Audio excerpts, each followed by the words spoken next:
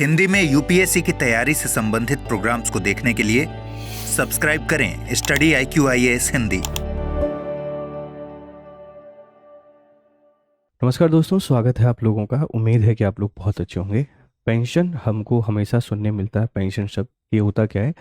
एक ऐसी व्यवस्था है जो सरकार के द्वारा उपलब्ध कराई जाती है, या फिर आप उसमें एक मिनिमम कंट्रीब्यूशन करके, एक मिनिमम पैसा जमा करके जब आपको आवश्यकता पड़ती है तो उससे कुछ पैसा यहाँ पे आप लोग ले लेते हैं। आप उसको पेंशन और इंश्योरेंस दो तरीके से जानते हैं। अभी हाल ही में सरकार के द्वारा एक नई पेंशन स्कीम लॉन्च की गई है। ये नई पेंशन स्कीम क्या है, ये किस तरीके से काम करेगी, ये सारे के सारे एस्पेक्ट यहाँ पे समझने की कोशिश करेंगे। आप सबको पता है कि इस तरीके की जब भी कोई योजनाएं बनती हैं, इस तरीके के कोई भी प्लान आते हैं, वो यूपीएससी के हमेशा फेवरेट होते ही होते हैं। चलिए तो इसको डिकोड करने की कोशिश करते हैं, समझते हैं इसको बढ़िया तरीके से। तो देखो, ये है एनपीएस स्वास्थ्य पेंशन स्कीम। तो ये जो एनपीएस है, इसका संबंध बेटा किससे है? आप समझ पा रहे हैं, ये स्वास्थ्य के लिए इसको लॉन्च किया गया है। स्वास्थ्य, या आप लोग कह सकते हैं हेल्थ से इसका बहुत गहरा संबंध है। हम सब, वैसे तो सबको स्वस्थ रहना चाहिए, लेकिन आप सब लोग जानते हैं कि आकस्मिकता कभी भी किसी के साथ हो जाती है, और कभी भी थोड़ी सी भी ऐसी दिक्कतें हो जाएं जो बहुत महंगी इलाज वाली बीमारियां हमको हो जाती हैं, वहाँ परेशानियों का सामना करना पड़ता है। उसके लिए लाइफ इंश्योरेंस हम लोग लेकर चलते हैं, हेल्थ इंश्योरेंस लेकर चलते हैं। लेकिन फिर भी ये एक नई तरीके की स्कीम है। ये क्या है, इसको पूरा अपन डिकोड करते हैं, ठीक है। एनपीएस स्वास्थ्य पेंशन योजना एक नई पहल है सरकार के द्वारा, और इसको 2026 में लॉन्च किया गया है। 2026 में। तो सबसे पहले आप लोग याद रखेंगे, ये एक नया इनिशिएटिव है सरकार का, और इसको लॉन्च कब किया गया है? 2026 को। इसका जो नोडल अथॉरिटी है, कौन इसको रेगुलेट कर रहा है, कौन इसको चला रहा है? तो pension fund regulatory and development authority, PFRDA। ये शब्द आपने बहुत सुना होगा बार बार। जब भी हम पीएफ की बात करते हैं तो यहाँ पीएफ के साथ में PFRDA, जिसका फुल फॉर्म है pension fund regulatory and development authority, इसके द्वारा इस स्कीम की, मतलब ये जो स्कीम है, इसकी नोडल अथॉरिटी के तौर पर काम ये कर रही है। आप कह सकते हैं प्रमुख समन्वय के तौर पर जो काम कर रहा है वो PFRDA के द्वारा किया जा रहा है। इसका जो कोर ऑब्जेक्टिव है वो क्या है? नागरिकों को ओपीडी और इन पेशेंट चिकित्सा खर्चों के लिए वित्तीय सहायता प्रदान करना। इसका पर्पज़ ये है कि आप ओपीडी कराते हैं, मतलब एडमिट नहीं होते हैं, उस चिकित्सा के लिए भी आपको सहायता करनी है। और इन पेशेंट, आप अगर एडमिट होते हैं तो उसके लिए भी आपको क्या करती है? सहायता उपलब्ध कराती है। जैसे आपने बहुत सारे हेल्थ इंश्योरेंस ले रखे होंगे, उन हेल्थ इंश्योरेंस के साथ एक दिक्कत है, वो इन पेशेंट होते हैं, मतलब उनके फ़ायदे आपको तब मिलते हैं जब आप एडमिट होते हैं। बिना एडमिट हुए बहुत सारी हेल्थ इंश्योरेंस जो स्कीम्स हैं आपको बेनिफिट नहीं देती। ओपीडी के लिए हमारे पास life insurance, health insurance initiative या स्कीम्स नहीं थी, लेकिन ये न्यू पेंशन स्कीम है, ये दोनों चीज़ों को कवर करती है। ओपीडी को भी कवर करती है और इन पेशेंट जो एडमिट है उनके लिए भी करती है। नेचर ऑफ स्कीम, यह एक स्वैच्छिक, वॉलंटरी है और अंशदायी कॉन्ट्रीब्यूटरी पेंशन योजना है। इसकी जो सबसे बड़ी बात है, विशेषता है, वो ये है कि वॉल्यूंट्री है, स्वैच्छिक है। आप इसका हिस्सा बनना चाहें तो बन सकते हैं, और कॉन्ट्रीब्यूटरी है, मतलब आपको इसमें एक मिनिमम अमाउंट देना पड़ेगा, और उस मिनिमम अमाउंट का एक हिस्सा एक पर्टिकुलर टाइम के बाद जब आपको आवश्यकता पड़ेगी तो आप उसका यूज़ कर पाएंगे। देखो, इंसान की लाइफ जिस तरीके से है, सेविंग जो है वो सेविंग जैसा शब्द हमको देखने को नहीं मिल पाता है, क्योंकि हमारी आवश्यकताएं इतनी हैं, हमारी ज़रूरतें इतनी हैं, हमारे खर्चे इतने हैं। लेकिन फिर भी अगर इंसान थोड़ा सा पैसा किसी बहाने कहीं सेव करना शुरू कर देता है, जैसे आपने म्यूचुअल फंड में लगा दिया, आपने शेयर मार्केट में लगा दिया, या आपने किसी इंश्योरेंस पॉलिसी में लगा दिया, वो पैसा चला जाता है और एक पर्टिकुलर टाइम के बाद एक बल्क में पैसा हमको मिल जाता है। वो हो कितना भी, भले 50,000 हो, 1,00,000 रुपये हो, ऐसे इतना इकट्ठा कर पाना भी बहुत मुश्किल है। तो वॉल्यूंट्री है और कॉन्ट्रीब्यूटरी है, ये दो फीचर आप लोग याद रखना। क्वेश्चन पूछेगा नोडल एजेंसी कौन है, आप बता देंगे ये। और इसका कोर ऑब्जेक्टिव बेटा दोनों है, ओपीडी भी है और इन पेशेंट भी है, दोनों को फायदा करेगा। और नेचर ऑफ स्कीम कैसा है? एक स्वैच्छिक है, वॉलंटरी है, अंशदायी, कॉन्ट्रीब्यूटरी, उसके बाद आप इसका फायदा ले पाएंगे। अब देखो, जो PFRDA है, ये regulatory sandbox proof of concept POC के आधार पर इस स्कीम को रन कर रहा है। ये पेंशन फंड्स और जो फिनटेक है, दोनों मिलकर इसको यहाँ पे चला रहे हैं। मतलब ये एक अनूठी स्कीम है, जिसमें पेंशन फंड और फिनटेक जो एजेंसीज हैं दोनों मिलके काम कर रहे हैं, और इसको हमने मिलके बना दिया है एनपीएस स्वास्थ्य स्कीम। तो ये जो नई पेंशन स्कीम है ये स्वास्थ्य से संबंधित है, इस बात को ध्यान रखिए। अब एक शब्द आपके मन में चल सकता है कि रेगुलेटरी सैंडबॉक्स क्या है। यह योजना रेगुलेटरी सैंडबॉक्स फ्रेमवर्क के तहत एक प्रूफ ऑफ कंसेप्ट के रूप में सीमित अवधि के लिए शुरू की गई है। मतलब ये एक ट्रायल के तौर पे आप लोग कह सकते हैं कि ट्रायल वर्जन के तौर पर इसको शुरू किया गया है। अगर इफेक्टिवली वर्क करेगी तो फिर इन फ्यूचर इसको और कैसे बेहतर तरीके से इंट्रोड्यूस किया जा सकता है इसके बारे में बात की जाएगी।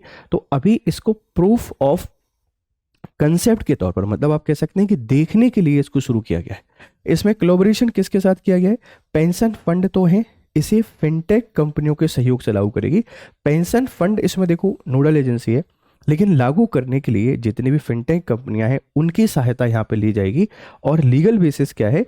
यह योजना मल्टीपल स्कीम फ्रेमवर्क एमएसएफ के ढांचे के भीतर कार्य करेगी।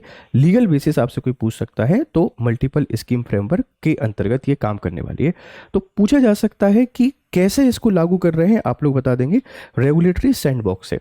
रेगुलेटरी सैंडबॉक्स से ऐसा होता है कि ऐसी योजना अवधि, एक ऐसा पीरियड जिसमें किसी स्कीम को ट्रायल पीरियड के लिए शुरू किया जाता है, फिर हम उसको देखते हैं कि इसके ऑब्जेक्टिव फुलफिल हो रहे हैं नहीं हो रहे हैं, इसके इम्पैक्ट कितने हो रहे हैं, लॉन्ग टर्म में क्या चैलेंजेस आ सकते हैं। इस तरीके से स्कीम को शुरू किया जा रहा है और कोलैबोरेट हम लोग किसके साथ कर रहे हैं? जो फिनटेक कंपनियां हैं उसके साथ, ध्यान रखिएगा। ठीक है भाई। अब एलिजिबिलिटी एंड अकाउंट लिंकेज, आपसे कोई पूछ सकता है कि इसके लिए एलिजिबिलिटी क्या है। तो कॉमन स्कीम जो अकाउंट है, मतलब आपके पास पहले से कोई भी जो स्कीम अकाउंट चल रहे हैं उनको आप लिंक कर देंगे एनपीएस स्वास्थ्य अकाउंट के साथ।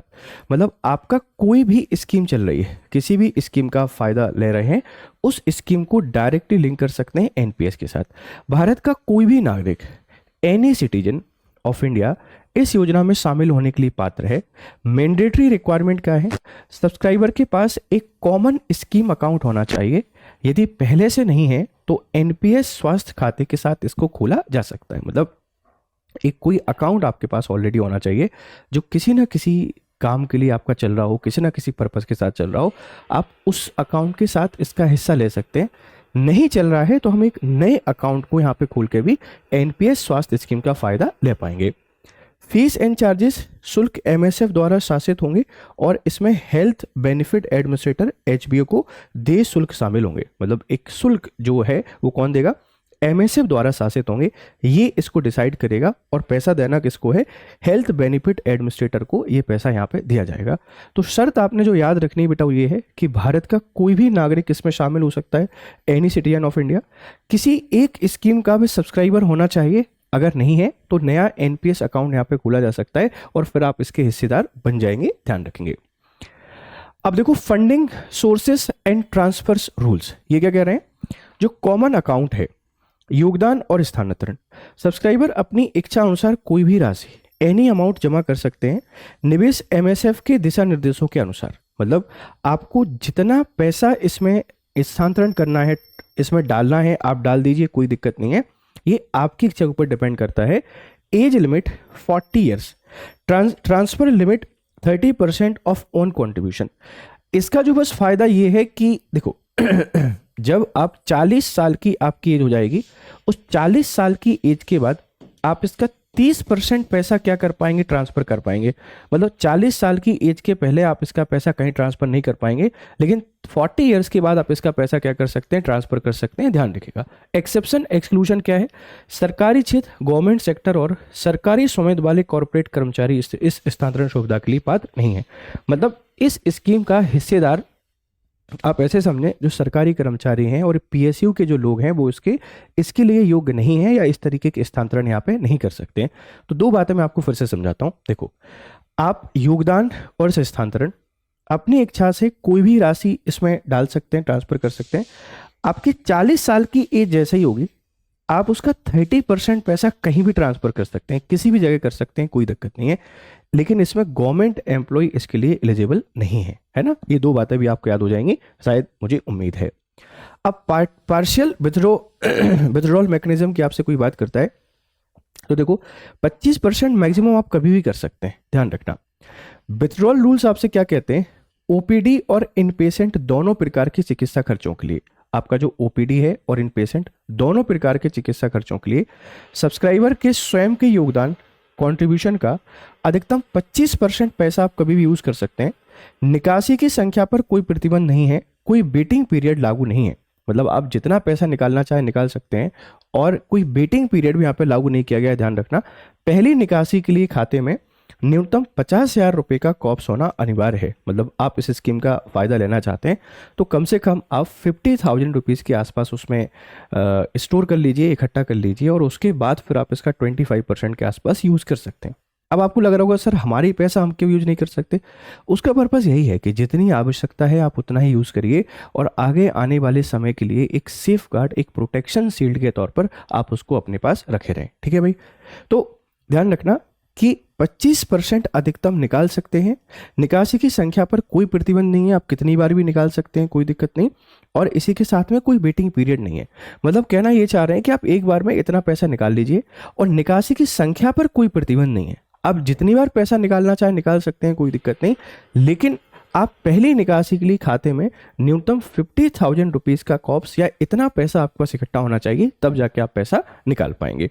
ठीक है, चलो अब देखो pre mature exit critical cases में, जैसे मान लेते हैं कि जो क्रिटिकल इलनेस है, इम्पेशेंट स्थिति में आप अंदर यहाँ पर चले गए हैं, तो 70% ऑफ टोटल जो कॉप्स, अब मान लेते हैं कि बहुत ज़्यादा ही हालत आपकी ख़राब हो गई है तो आप 70% के आसपास पैसा इसमें से निकाल सकते हैं।